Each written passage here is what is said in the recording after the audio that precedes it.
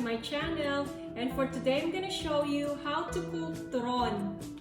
Okay, so I'm gonna show you now the ingredients. This is plantain or saging na saba. I slice it, and I also have here sugar, and we also have here the lumpia wrapper, tsaka water. I also have here macapuno and langka. So here in the States, we don't usually have access sa macapuno, and so ang ginagawa ko na lang, I just use yung something na we bought from the stores.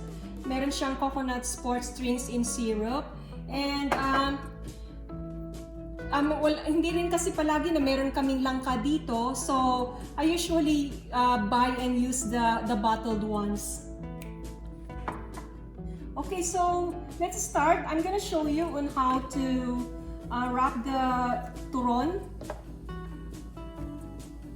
Lagi ko siyang nilalagay yung wrapper sa loob ng ziplock, kasi kung hindi po natin gagawin yon, ang mangyayari kasi titigas siya.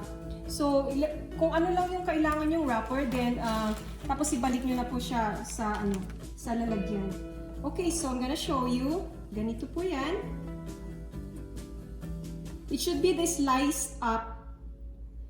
Tapos ilagay po natin yung ating langka, yung shredded na langka. Ganyan. Tapos, nilalagyan ko rin siya ng sugar.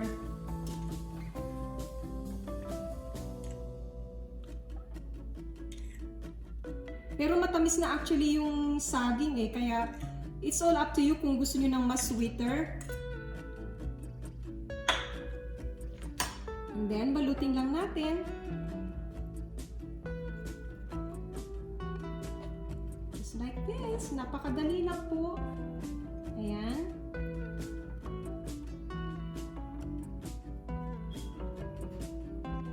And then, we're gonna seal it with water. And then we have one turon. Another one. I'm gonna show you again.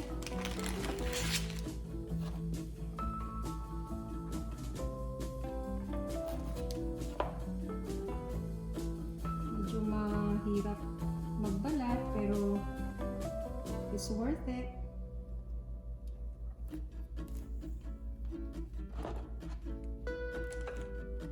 Okay. Gawin naman po natin yung macapuno. So, we're gonna dip it on sugar. Pero if you don't want too much sugar, then just sprinkle a little bit.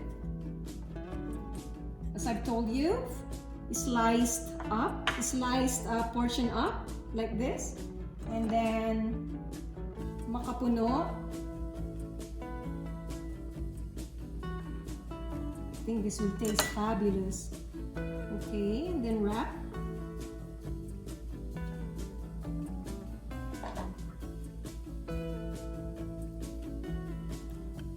And we're going to seal with water. There you have it. We're ready to fry. Okay, so narap ko na pong lahat yung ating turon. Ito na po yung nabalot ko. So, let's start to fry. So, ayan po. Naglagay lang po ako ng canola oil. If you want to fry something and you want it like a crispier, then you have to use peanut oil or canola oil. Okay, so the secret to frying a turon or anything na like lumpia as well, wag po nating paiinitin ng masyado yung mantika. Like, yung parang medium heat lang, because we don't want our turon na ma-burn siya kaagad.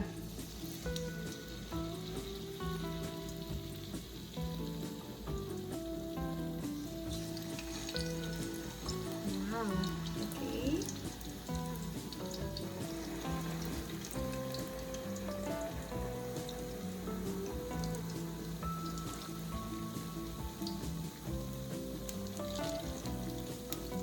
And And it's so much better kung hindi nyo siya i-overcrowd while frying.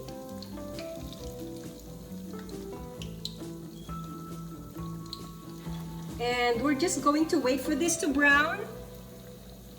But you don't want to cook this on a very low fire. What's gonna happen kasi, it will absorb more oil. So, just put your heat on a medium heat. So, masarap po talaga pag macapuno or langka. Actually, trinay ko one time, the ubi jam and the strawberry jam, hindi siya winner. Kasi parang sumasabog, like, nag-spill yung jam. So, I think it's much better kung medyo solid, like the macapuno or the langka. Okay, so guys, it is already golden brown. And you can see it's already cooked. So, we're just going to put this on a drain. Ayan, sa strainer. And we will be ready to serve this.